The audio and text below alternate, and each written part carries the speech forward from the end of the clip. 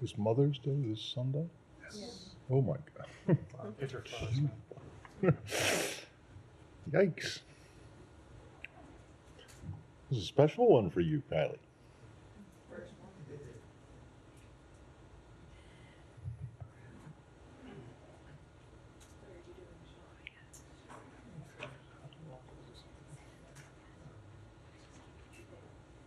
I should probably figure that out.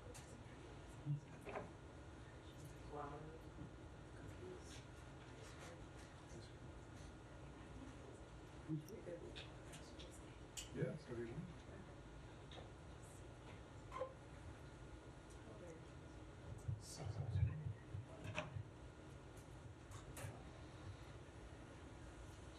My dinner together.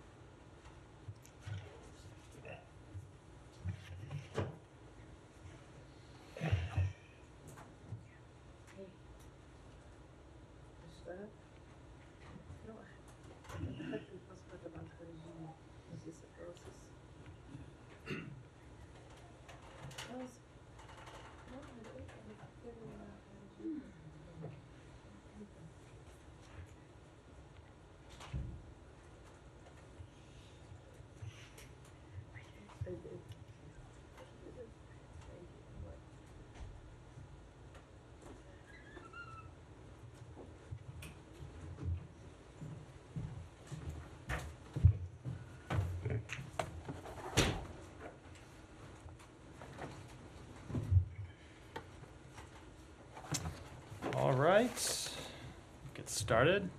Matt, you want to kick us off? Oh, you again? 3 days in a row? You have I'm nothing to start so with? sorry You include- to disappoint you. No, you're not disappointing me, but I'm just. It's fine. I will do better tomorrow, I promise. We'll come out here with Oh, you it. I will? will come out with 12 minutes of opening remarks. 18, I apologize 18 to your colleagues in 18 advance. minutes Yeah. would be better. Can I just clear something up very briefly? Can you say with 100% certainty that the NSM report will not be transmitted to Congress today? It will not be transmitted today. We continue to work to finalize the report. We expect to deliver it in the very near future in the coming days. In the coming days, so Friday at 10 o'clock?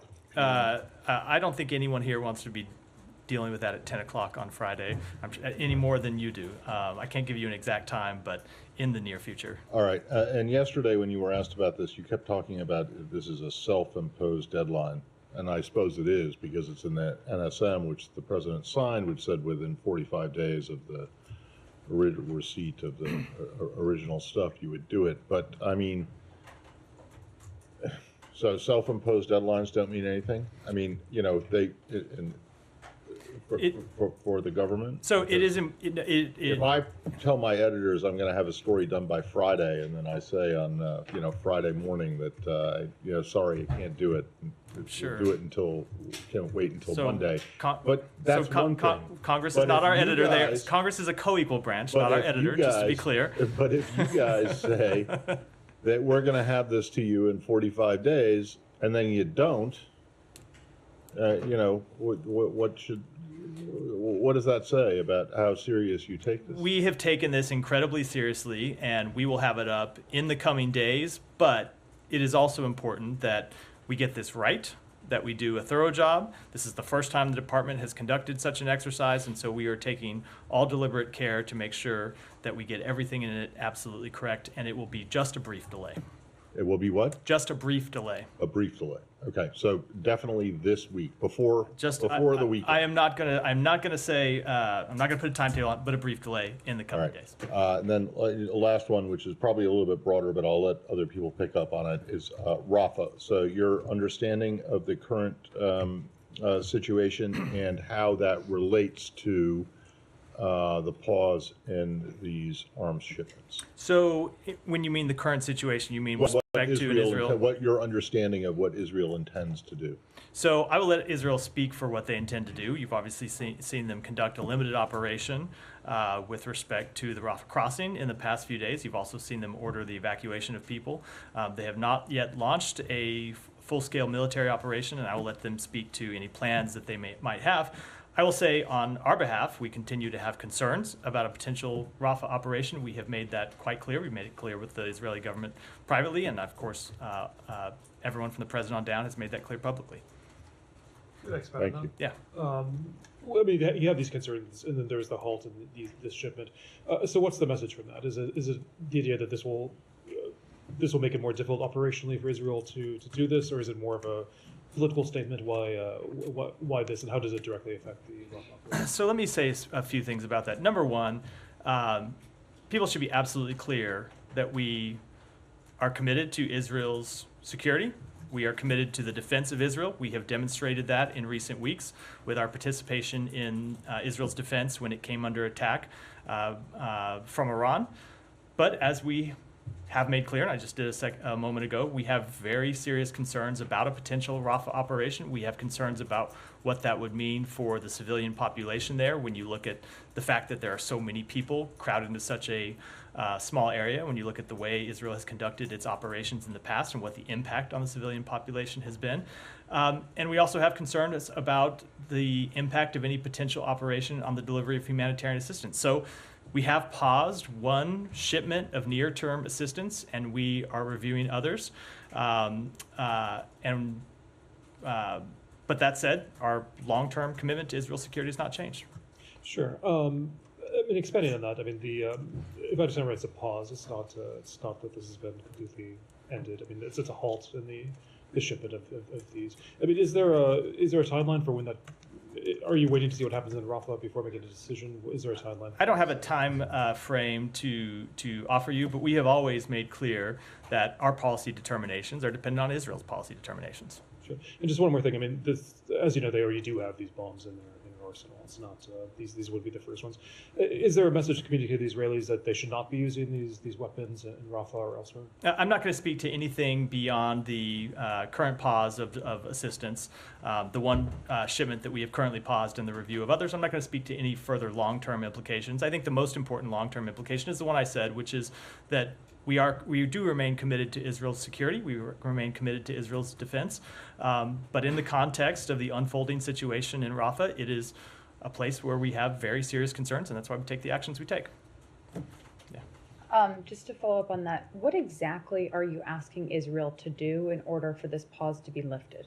I am not going to get into our internal conversations with the government of Israel. I will say, however, we have been pretty clear about what we want to see when it comes to an operation in Rafah, and that's what we don't want to see one go forward.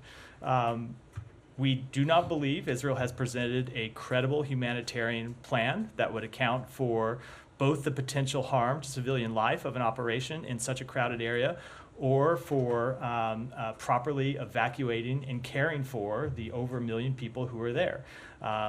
We just don't believe it's possible to move those people to other places inside Gaza, and we have not seen a plan to take care of them if they were moved to other places. And so that's what we have made clear, is that we don't support such an operation.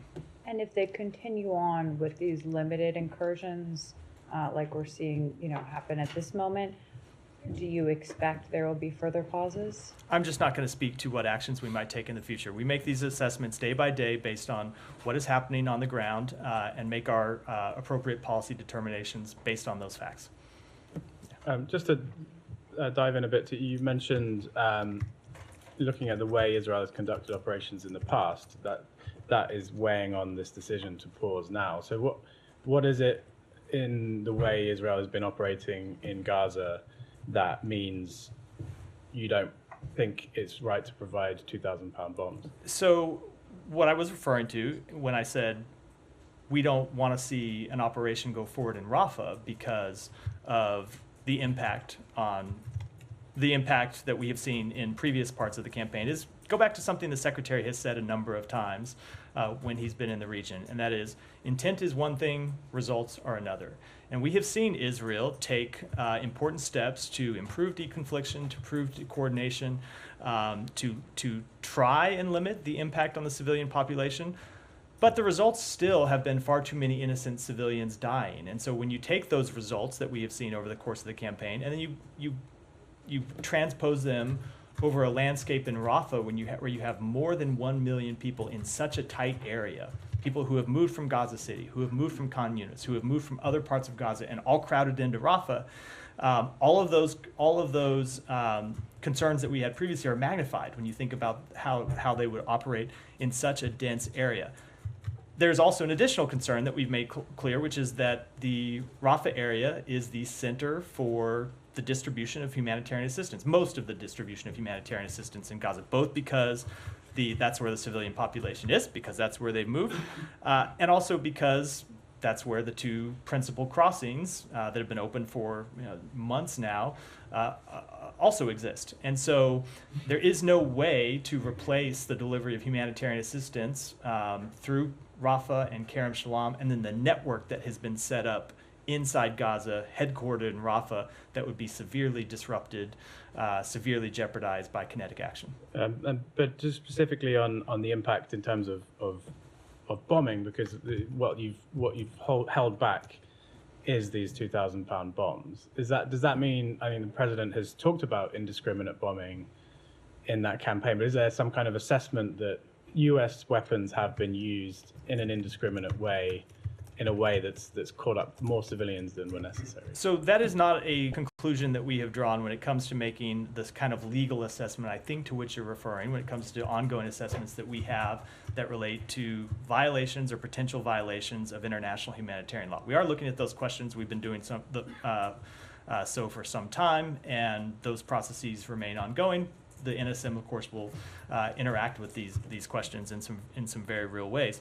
But that said, even aside from those questions of compliance with international humanitarian law, when you see the results of the campaign to date, you've seen too many Palestinians die. And so when you look at those results, and you, as I said a minute ago, and you try to imagine a repeat of such a campaign in an even more dense area than where Israel has operated to date, that's why we have such great concerns. Right. I guess I'm just trying to understand how, in the conflict up till now, you haven't made that conclusion, but you're able to say for Rafah, this is just beyond what we're willing to see our bombs. We have been clear for some time that the results were not acceptable. You've heard the Secretary speak to this a number of times when he's been in the region. I think it was on a trip last December when he talked about steps that they briefed us on that they were taking to improve civilian protections. And he said, look, the intent seems to be there, but we're going to judge them on the results. And the results that we saw in the months unfolded after that, including in the campaign in Khan Yunis, was still far too much loss of civilian life. I think we've spoken to that a number of times. And so the thing that is different in Rafah, different's not quite the right word, but the thing that heightens the concern in Rafah is you have so many more people in such a dense area. And so all of the concerns that we had previously are magnified when you look at the impact of all the people that have moved into such a dense area, as well as the humanitarian assistance concerns that I've been detailing. And just finally, I wonder if you can just be clear, there are these larger bombs that have been held back. There's also reporting about JDAMs that were included, and these are kind of tail kits to help target bombs. Are you also holding them back? Related to I am not going to speak to specific weapon systems. I will say we have withheld or paused one shipment. I'll let the Pentagon speak to that, because once you get into the realm of actually shipping weapons, that is a Pentagon function, not ours. But then we are reviewing other potential weapon systems, and I'm not going to get into the underlying details. Thank you. Tom? Do you have any update on operations at the Rafah crossing? I don't. So let me speak kind of beyond Rafah and talk about what we've seen with respect to humanitarian assistance today, if that's okay. That's a good question. You didn't ask, but it's related. So Kerem Shalom opened today, open for the delivery of humanitarian assistance, but at least as the last update I got before I came out here, we didn't actually see humanitarian assistance move through Kerem Shalom because of logistical and security concerns on the ground. And that also relates somewhat to Rafah crossing, because what didn't happen today is fuel going in through Rafah crossing. And so we think it's critical that Rafah be open for fuel, because without fuel deliveries into Rafah, humanitarian assistance that comes in through Kerem Shalom can't actually be delivered. The two are critically linked. So it's why we've pressed to have not just Kerem Shalom open, But Rafah opened. Didn't open today. Didn't open for fuel today. We're going to continue to push for that to happen. Okay, but so you just said you haven't seen movement from Kerem Shalom on the Gaza side. Correct. We didn't. So we saw Kerem Shalom open today, from the actually Israeli open for side, deliveries, yeah. but then trucks didn't move in because of some of these logistical and security concerns. Okay, so but I mean, basically, you're back to a situation that you were in the first weeks of the war, where you've got nothing open apart from areas where there's not much happening at all. It seems, according to aid groups. That seems very significant. And on Rafah, I mean, you've called it a limited operation, but the Israelis are occupying the Palestinian side of the Rafah crossing. I mean, that's quite a big move on the ground. And so I wonder what you see as the future for both, aid supplies getting in, Palestinians who desperately need hospital treatment getting out. We've heard this morning in a briefing from some NGOs saying they can't rotate their teams, they're stuck, the ones in Gaza, they can't get out, they can't get humanitarian workers in, they don't have Israeli visas. So this is now potentially a very big problem. And it was a signature achievement of the president after a couple of weeks, he said, or you've been saying, to get Rafah open. You're now all the way back 7 months of what you had then. So let me speak to the first one, and then I'll come back and address the second. And if I've forgotten to address some of the aspects of it, I would appreciate a follow-up. So when it comes to the level of humanitarian assistance, the results as they are today are just unacceptable. There's no other way to put it. Something that the president made clear on the call that he had with Prime Minister Netanyahu on April 4th is that there needed to be a dramatic change in the delivery of humanitarian assistance into Gaza. And in the wake of that phone call, we saw Israel take steps to improve the delivery of humanitarian assistance. One of those was the opening of Erez Crossing, which does remain open. One of them was the opening of Ashdod for deliveries through Ashdod that would then go in through Erez, and there are other steps as well that we've detailed a number of times in this briefing. When the secretary was in the region last week, one of the messages you heard him deliver over and over and over is that it was critical not just that the increase in humanitarian assistance continue, but that it be sustained. That the dips in delivery of humanitarian assistance that we have seen at previous stages of this conflict could not be repeated, that those dips would be unacceptable. Now, this week we have seen a fairly dramatic dip in the increase of humanitarian assistance. And so we are making quite clear to the government of Israel that we need to see those decreases reversed. We need to get back to where we were, and we need to see the levels continue to increase and see those sustained, and that is why we need to see Kerem Shalom and Rafah opened. To Rafah specifically, on your question about Rafah. Rafah is absolutely critical for the delivery of, as I said, fuel into Gaza. There's a fuel depot that exists right at the Rafah terminal, I think on the Gaza side of the crossing. And it has also been the primary entry and exit point, as you said in your question, for humanitarian aid workers to get in and out of Gaza and do the important work that they need to do, that we want them to continue to do. So it's absolutely critical that that crossing open, that it remain open, and we're going to continue to press for that. I think I may have left out one aspect of the Sure, question. I mean, so, how sustainable is it to have Israeli control on the Palestinian side at Rafah Yeah. crossing? With all of the problems that potentially brings, what's your, first of all, assessment to how feasible and sustainable that is? And do you have an alternative policy you're going to put to the Israelis on? So I don't have an assessment to offer of the short or long-term sustainability. I will say our position on what ought to happen to Rafah crossing and control of the Rafah side of the crossing has been quite clear for some time, and that's that we want the Palestinian Authority united in Gaza and the West Bank to ultimately assume governance in the West Bank. That's where we want to get to, and of course that would include governance of the Rafah crossing because they would be the controlling government authority. Now, what happens in the time between now and then ultimately is a question for Israel. Israel has seized that crossing and Israel is in control of it now.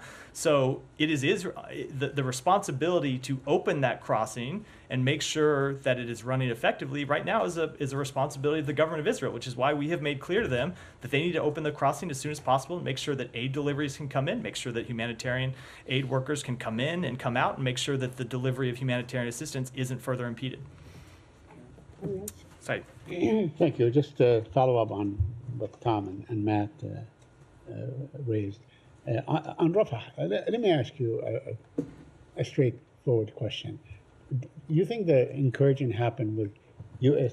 okay or with total defiance? I'm talking about the Israeli of the United States It position. did not happen with our approval. It did not happen with your approval. No. Okay. All right. So let me ask you about this then. I mean, you mentioned that aid workers can only go through Rafah.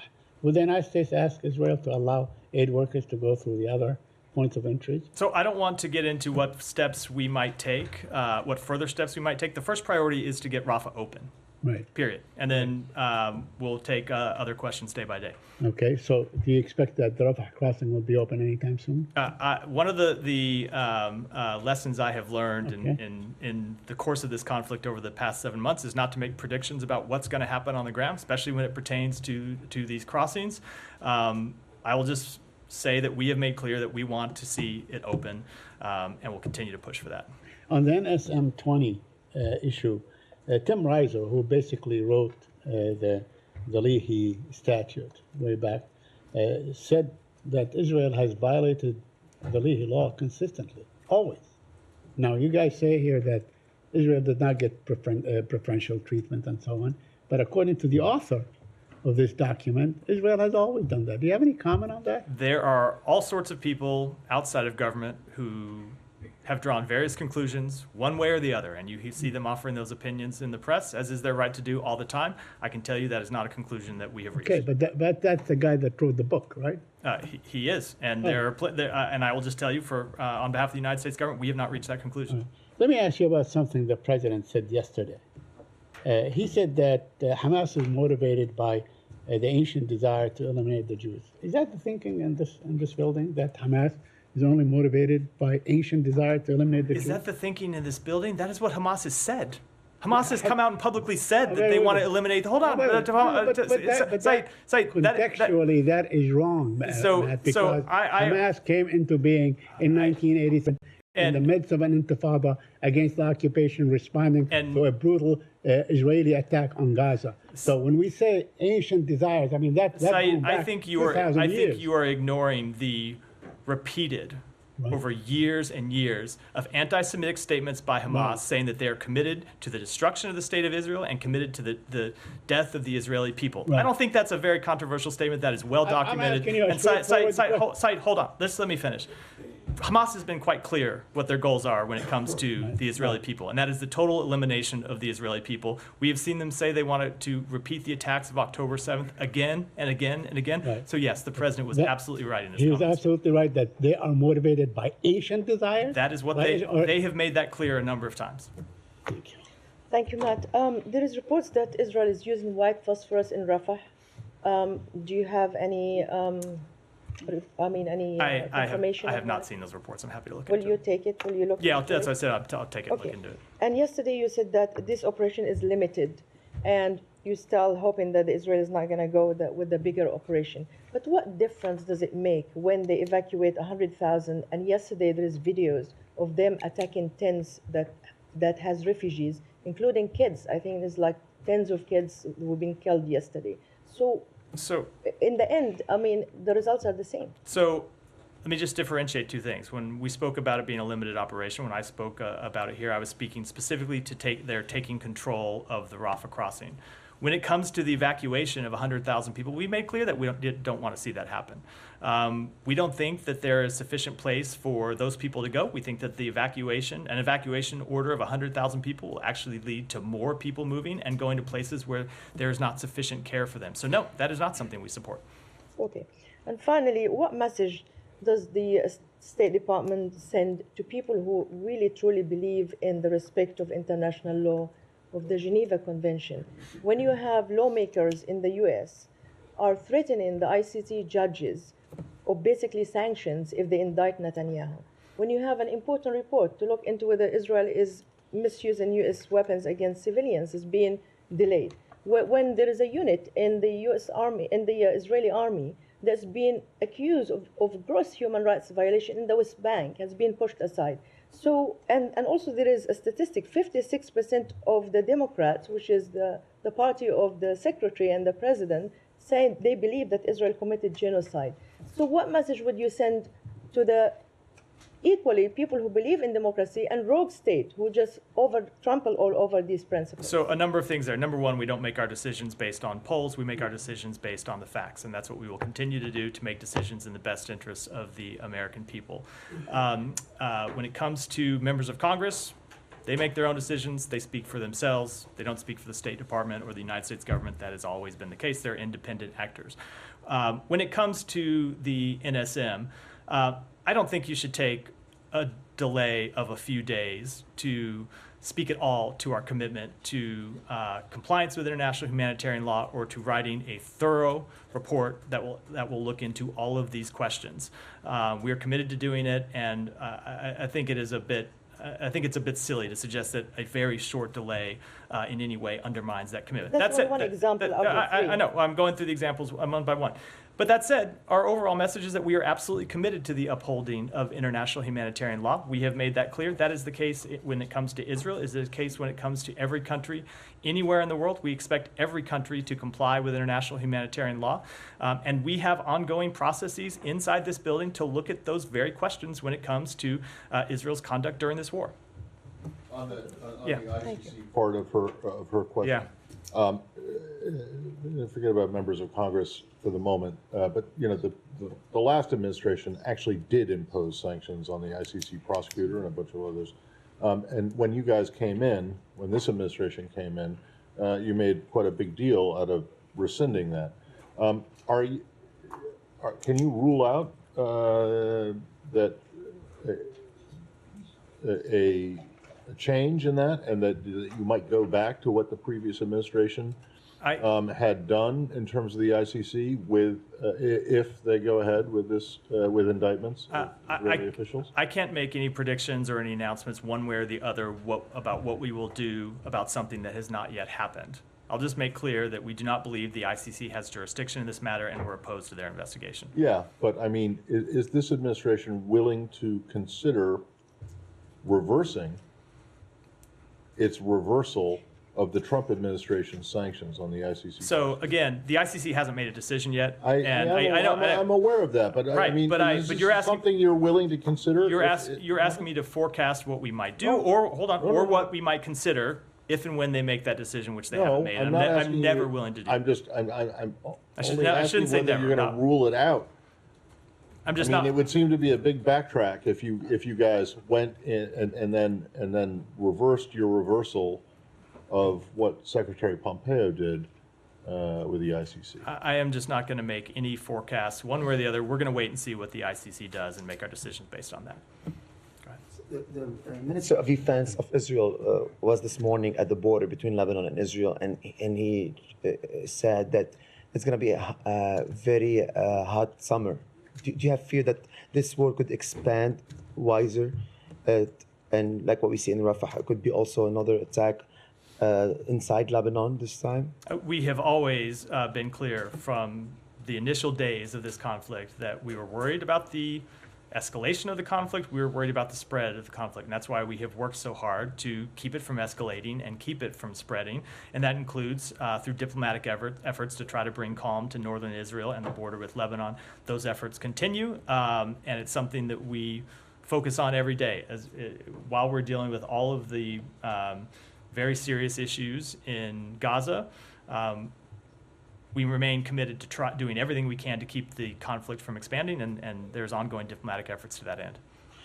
Also, I did go examine the protest that is going on the campus. We did not feel that it was anti-Semitic speeches. They're asking for a ceasefire. They're asking for humanitarian aid. They're asking to stop the war. They're asking not to attack civilians. They're asking to end the genocide.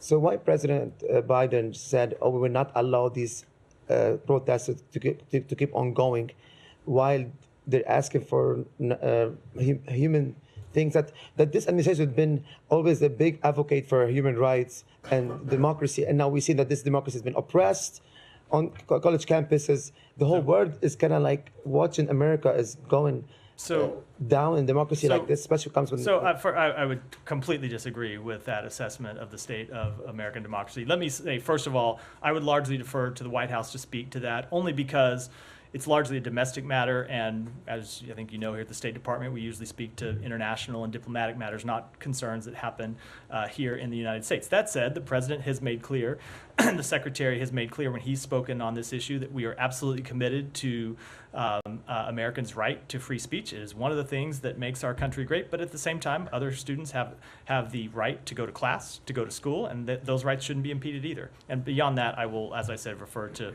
more domestic sides of our government to speak in any detail. Go ahead, Alex. Thanks, Matt. A couple of separate topics. On detained American citizens in Russia, I was hoping you could help us with the numbers here, because White House yesterday confirmed 2 cases. We were aware of another case back in April, and that's on top of 3 other cases, Paul also and Evan. How many cases actively you guys are considering right now? How many of them are deemed to be wrongful? And you're seeking actively access to them? Let me go back and get you a kind of full accounting for that. There are obviously the 2 cases that we have announced as wrongfully detained, Paul Whelan and Evan Gershkovich. There are other Americans who are detained, people whose release that we have called for. And then there are other Americans who have been detained for any number of various alleged issues, and those are sometimes in a slightly different category. So I don't want to be misleading. Let me take it back and get you an actual answer. What's your sense of why this is increasing these days? Are they seeking some prisoner swap? That's why they are. So we have been quite clear that Russia has detained Americans for not legitimate law enforcement reasons, but because it wants to hold them essentially as hostage and trade them for potential prisoners. It's one of the reasons, if you look at the D indicators on our travel warning, it is one of the reasons why we have been so crystal clear that Americans should not, for any reason, travel to Russia, period. Thank you. On Ukraine, in light of last night's attacks, I'm wondering if it's going to trigger any change on your end in terms of, expediting your support. I don't have any announcements to make. Well, obviously, the Congress just passed a new supplemental. We have already provided announced more than $1 billion in assistance from that supplemental. We are working on other packages. I think you can expect to see us get back to the kind of tempo that we were at before we had this break in funding. So you should expect to see additional funding coming, but I'm not going to give you a timetable today about when we'll make such an announcement. Thank you. I have one more on Georgia, if I may. Yeah. There's an increasing rhetoric, anti-Western rhetoric coming from Georgian Dream officials. Today they announced one more project, so Kremlin-inspired, if you want, incriminating database on opponents without, providing any due process, how they're going to list, those critics. What is your take on, where is this coming from? I don't have any assessment on that particular thing. I will just say that, as we have said in the past few days, we remain incredibly concerned, not just about the legislation that is under consideration in the Georgian legislature, but also the anti-Western rhetoric we have seen out of Georgia Dream's leadership. We think that puts Georgia on a precarious trajectory. We think it jeopardizes their Euro-Atlantic path, and it quite obviously jeopardizes the relationship between our 2 countries. Do you find it puzzling that everything we hear from Georgian Dream officials are, if you want, a reflection of everything we read from the Sputnik or other Russian? I just don't have any further comment than what I just offered. Janie, go ahead. Thank you, Matt. 2 questions on Russia and North Korea. It was reported that the Russians attempted to assassinate Ukraine President Zelensky with missiles. Is there anything specific about this? I spoke to this yesterday. I don't have anything further to add to those comments. You couldn't find it yet? I don't have anything further to add. I will defer largely to the Ukrainian government to speak to the details of that plot. Okay, another one. A UN investigation team recently announced that North Korea made a missile used by Russia against Ukraine contained the U.S. and the European components. What is the U.S.'s reactions on? Let me take back and get you an answer to that. Sean, go ahead. Different topic. Hong Kong. I don't know if you have any comment on this. The authorities in Hong Kong, they've banned the song that served the anthem of the democracy movement, Glory to Hong Kong. And today they said that they're trying to get all online platforms, including Google, to take it down. Does the U.S. have any comment on that? And has it been in communication with tech firms on what to do? So we remain seriously concerned about the continued erosion of protections for human rights and fundamental freedoms in Hong Kong, including the freedom of expression. And the decision to ban this song is the latest blow to the international reputation of a city that previously prided itself on having an independent judiciary, protecting the free exchange of information, ideas, and goods. I don't have any specific conversations to read out. How about on the online aspect, like trying to get them to take it down from online? I mean, I would say that it goes to my comments about being concerned about the continued erosions of protection, including freedom of expression, and that would include to trying to erase a song from the internet. Direct follow-up on Hong Kong? Go ahead. Thank you. Appreciate it. Sticking with Hong Kong, as we speak, as we sit here, pro-democracy advocate Jimmy Lai remains on trial. In fact, tonight in California, there's going to be a prayer service held for him. But in December, this State Department condemned his persecution, demanded his immediate release. It's now May. We're 72 days into his trial, I believe. Have you received any response from the authorities there after demanding his release? I'm not going to speak to specific responses, but we have made clear for some time, as you said, that we want to see his release, and that remains the case. How closely are you monitoring that trial? Incredibly closely. I can tell you there are people here in the State Department that are following that every day. And then finally, there's an effort, you may know, by lawmakers right now, U.S. lawmakers, to rename a street after Jimmy Lai, where the Hong Kong Economic Trade Office in Washington, here in Washington, is located. Jimmy Lai Way. Supporters say it would signal to the entire world that the U.S. stands in solidarity with those who oppose the tyranny and repression of the Chinese government. Does the State Department support renaming that street? I just don't know if the administration has taken a position on that. It's not something we would generally do here at the State Department when it comes to a domestic matter inside the United States. Thank you. Go ahead. Human Rights Watch today published a report saying Israeli security forces have unlawfully used lethal force in fatal shootings of Palestinians, including deliberately executing Palestinians who posed no apparent security threat, based on documentation of several cases since 2022. I would argue there were probably many before. Have you seen the report? Do you have any? I saw that the report was released. I haven't had a chance to review it in detail yet, but of course, we take any allegations of human rights abuses seriously. It's something that we look into as part of our ongoing processes here at the department. And one more question on the Palestinian Authority.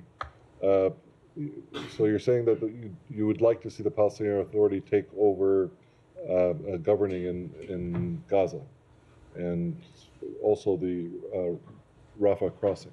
We have made sorry. Who are you? Well, is there any progress to that end? Is there any movement on plans to make that happen? Is there any talks with the Palestinian Authority on this?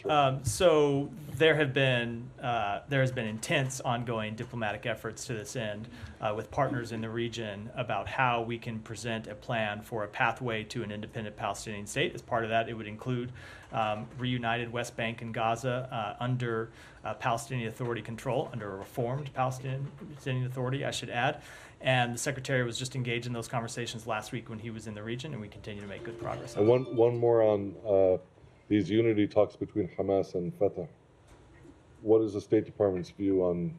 I just don't have any comment on this at all. Come on, Matt. Come on, Matt. Third, come on. Please don't interrupt your colleague. Go ahead. Don't do that. Just do justice to your podium, please. Go ahead. Come on, Matt. Michael McCall's letter to Secretary Blinken about Robert Mueller's case. The letter has been sent on May 6th. Is the State Department planning to send an answer? So that was 2 days ago. So we've not responded to the letter yet, but we have received the letter, and we will take it seriously, as we all do all congressional correspondence, and will respond to it. I will say, as we have made clear before, there are certain things that we can brief Congress on. This has been something we've spoken to any number of times since this matter first arose, I think last summer. And we have briefed Congress on issues pertaining to Rob Malley's status and issues pertaining to Rob Malley's, or pertaining to Iran policy. But then there are other things that relate to security clearances that has just been the longstanding position of the executive branch and the department that we cannot brief Congress on, and that remains the case. Thank you. Go ahead. Yeah. Go ahead. Sir, I see. So few media analysts and experts in few media. Can I just ask my question, please? Thank you.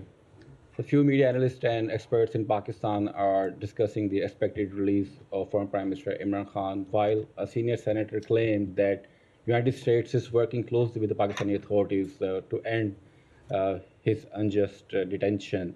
I don't see any evidence of this claim, but is it true or is it fake news?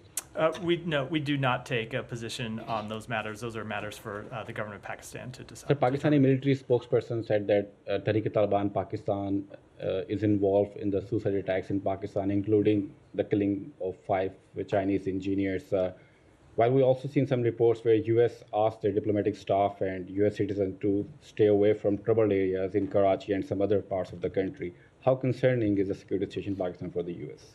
So Pakistan has suffered a great deal at the hands of terrorists. We regret the loss of life and injuries sustained and offer our heartfelt condolences with those affected by this attack and remain committed to working with Pakistan to address the shared threat posed by terrorist groups throughout the region. So do you have any comments on the treatment of Afghan refugees in Pakistan? Because after deporting thousands of illegal Afghan refugees, now Pakistan started deporting those who have their documents, include journalists, students, and even those who were born in Pakistan. What are your comments on this treatment? So we have been close, I've spoken to this before, we've been in close and constant communication with the government of Pakistan on the safety of individuals in U.S. resettlement and immigration pathways. We will continue to work with the government of Pakistan to address any issues or concerns. It is in both our countries' interest to ensure the safe and efficient resettlement of those individuals, and we will continue to encourage Afghanistan's neighbors, including Pakistan, to respect the non-return advisory given the dire situation in Afghanistan and to coordinate with international humanitarian organizations to provide humanitarian assistance and to support the implementation of critical protection screening mechanisms. Hudson, go ahead. Matt, one of the NSM criteria is being an impediment to humanitarian aid. Is one of the reasons of the holdup of the assessment because of the disruptions at Kerem Shalom and Rafah, which are clearly impediments to humanitarian aid getting in? The delay is not related to anything that has happened this week. The delay is just related to the fact that we are trying to put the finishing touches and finalize this report. That said, I think it was before you were in the room, I did speak to the delays in delivery of assistance through Kerem Shalom and Rafah and made clear that we find those delays unacceptable. And one of the things the Secretary said when he was in the region last week is after seeing an increase in humanitarian assistance, that increase needed to be sustained. Obviously, this week it's not been sustained, so we need to see it return back to that level, and that's what we're pressing the government of Israel to allow to happen. Thank you, sir. Let me go ahead, and then we'll do maybe 1 or 2 more, and go up to Shannon next. After. Go ahead. Yeah. Two quick questions. The first one is there something that the State Department would like to see in Europe towards the war in Gaza that the State Department would appreciate Europe to do, looking at countries like Italy that are very close in the Mediterranean to those countries? And the second one, I know the State Department already had a statement yesterday. If you can say something about what happened to the Italian student in Miami that was arrested and got tied from the police.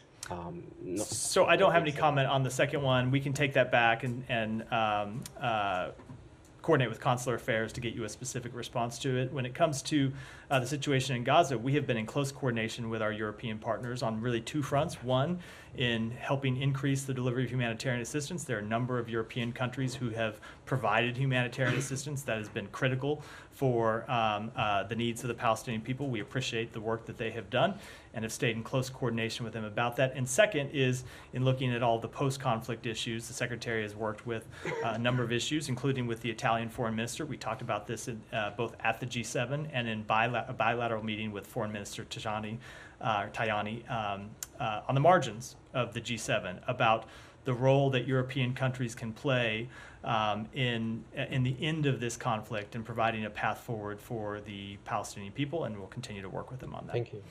Shannon, go next. And then. Thank you, Matt. This is somewhat related to Alex's question earlier, but do you have any specific updates on Gordon Black, the U.S. Staff Sergeant who has been detained in Russia since earlier this month? I don't. We have not yet received consular access. We continue to push for that, and because of privacy issues, which I know you're well aware of, there's nothing more I can really say. Brian. Uh, So I will just say, as a general rule, I'm just going to say general rule: when people interrupt their colleagues, I don't call on them. Go ahead, Ryan. All right. Go Okay. ahead. All right. You got your say. You got your say. I want to ask you about Tali Gottlieb, Likud official, member of the Knesset. She said this. She said the U.S. is threatening not to give us precise missiles. Oh yeah. Well, I've got news for the U.S. We have imprecise missiles. We'll use it. We'll just collapse 10 buildings. 10 buildings. That's what we'll do. So she's threatening that if Israel is held accountable for war crimes, they will respond by committing greater war crimes. What kind of effect does that have on I'd U.S. say those decision making? Those comments are absolutely deplorable, and senior members of the Israeli government should refrain from making them. We will continue to make our policy assessments based on what's in the best interests of the American people, what is in the best interest of the region. Go ahead, then Sean, then we'll wrap up. Sean, can I ask? Yeah. Will the U.S. pause all military shipments to Israel, or are the bombs and munitions the only ones on hold?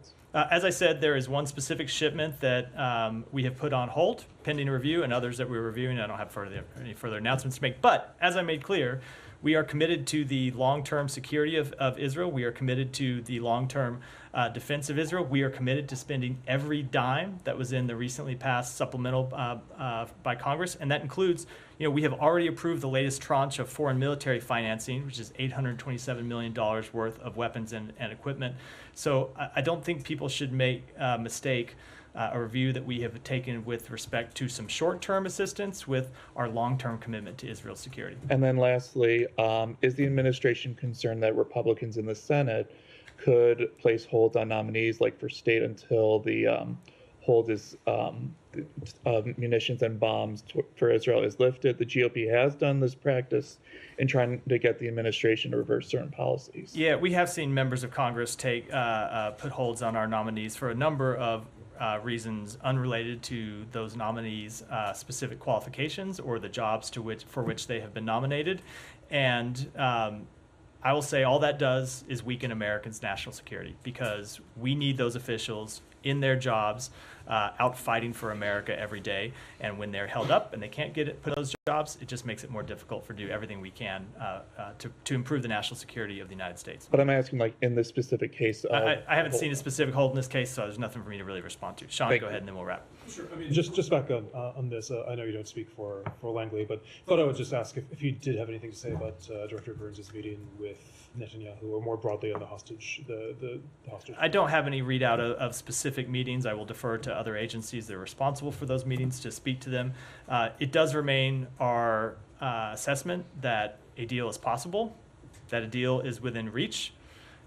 There is clearly space to reach an agreement, and we are going to push to try to get one over the line. With that, we're out for the day. Thank you.